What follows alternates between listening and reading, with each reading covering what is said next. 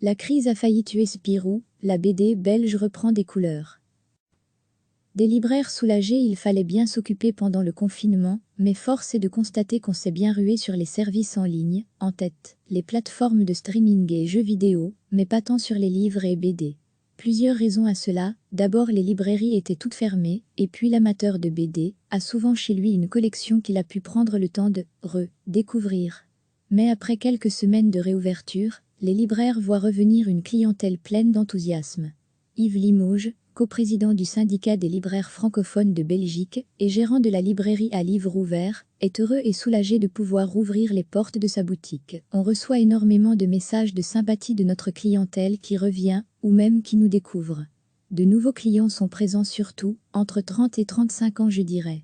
Ces nouveaux clients viennent et dépensent plus d'argent, le panier moyen est plus gros qu'avant le confinement. Certaines librairies ont dû faire des emprunts pour survivre. On ne peut pas prédire si ce retour massif dans nos petites boutiques sera durable. On commencera seulement à voir les effets du confinement d'ici fin juin quand les grosses factures commenceront à tomber. S'il y a aujourd'hui un effet certain de reprise, on ne peut pas non plus voir dans la boule de cristal, on espère juste que cette nouvelle habitude, celle de venir dans un petit commerce de proximité va rester. Car le syndicat livre bataille depuis des années contre les géants de la vente en ligne, Amazon en tête. Ils ne payent pas leurs impôts, nous si. Si on veut continuer à soutenir les soins de santé dans notre pays, donner son argent à Amazon n'est pas le bon réflexe. D'autant qu'ils ont dû fermer leurs entrepôts en France pour non-respect des mesures d'hygiène.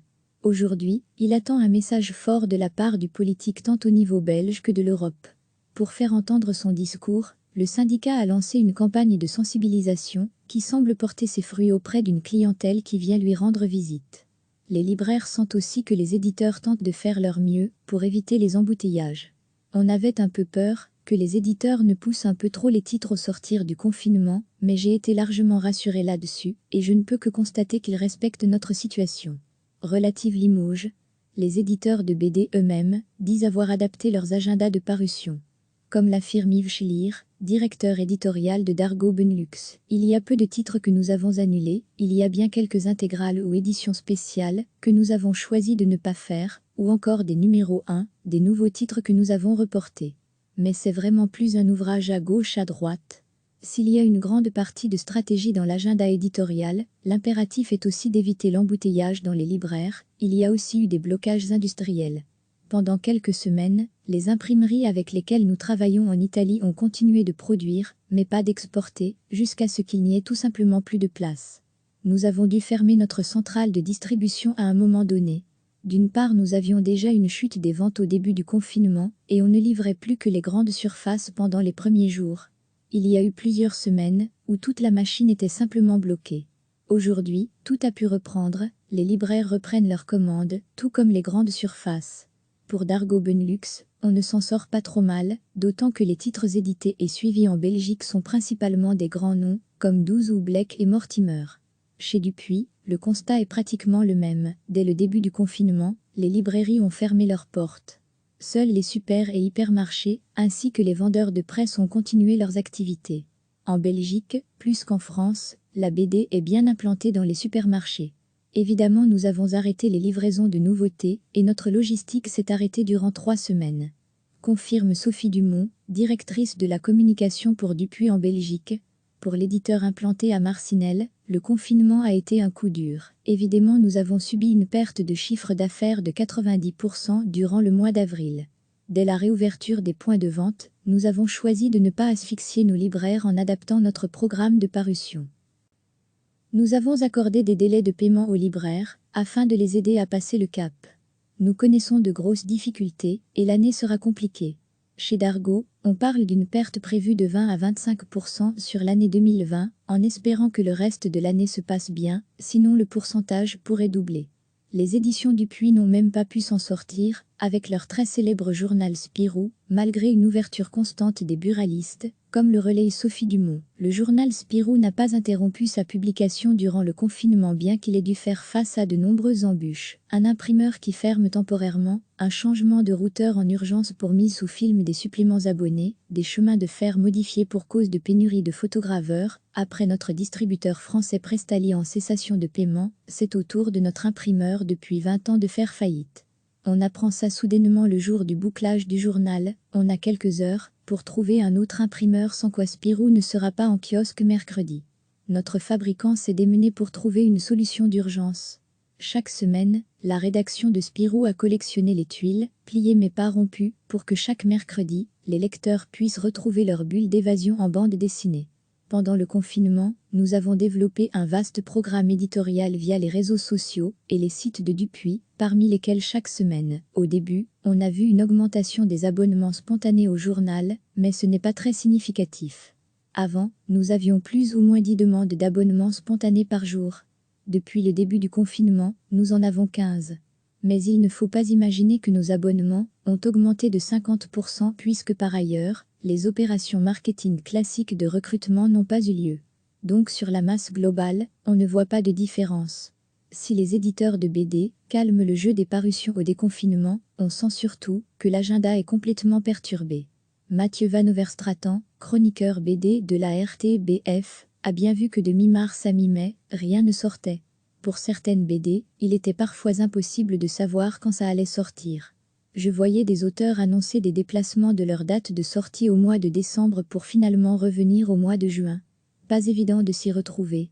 Et ce n'est que la partie émergée de l'iceberg, les BD sortis avant le confinement connaissent un véritable problème de visibilité. Un auteur m'a remercié d'avoir parlé de son ouvrage, il avait le sentiment que ce qu'il avait fait n'existait même pas.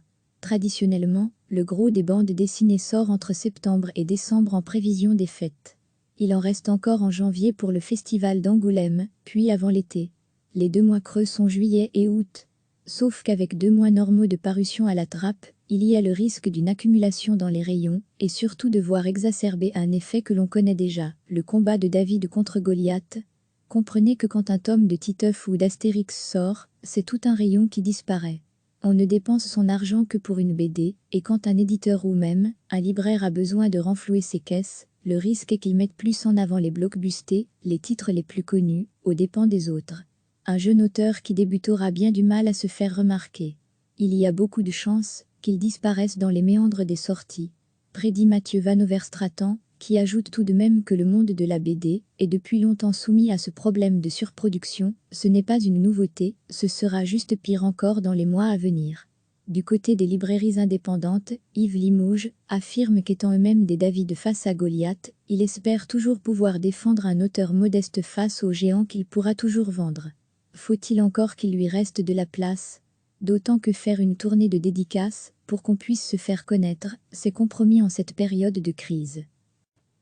Il fallait bien s'occuper pendant le confinement, mais force est de constater qu'on s'est bien rué sur les services en ligne, en tête, les plateformes de streaming et jeux vidéo, mais pas tant sur les livres et BD.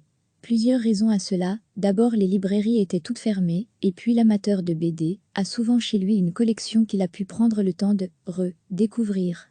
Mais après quelques semaines de réouverture, les libraires voient revenir une clientèle pleine d'enthousiasme.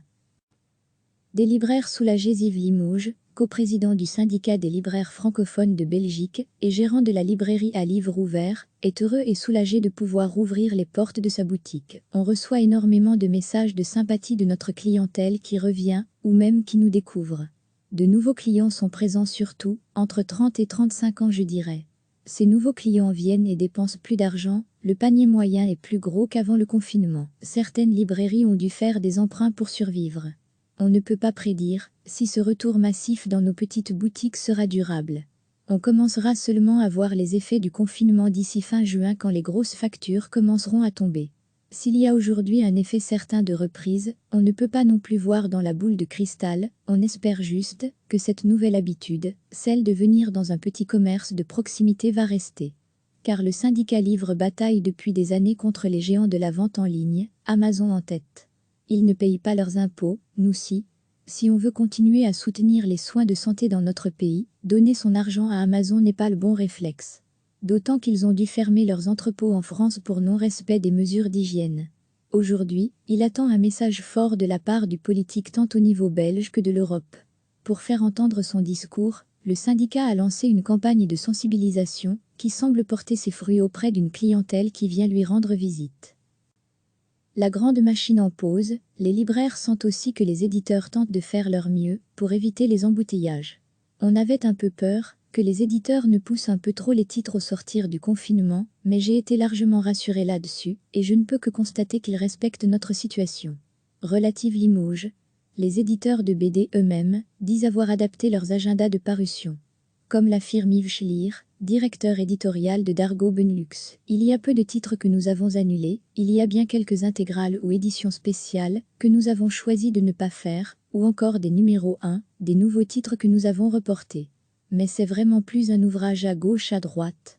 S'il y a une grande partie de stratégie dans l'agenda éditorial, l'impératif est aussi d'éviter l'embouteillage dans les libraires, il y a aussi eu des blocages industriels. Pendant quelques semaines, les imprimeries avec lesquelles nous travaillons en Italie ont continué de produire, mais pas d'exporter, jusqu'à ce qu'il n'y ait tout simplement plus de place. Nous avons dû fermer notre centrale de distribution à un moment donné.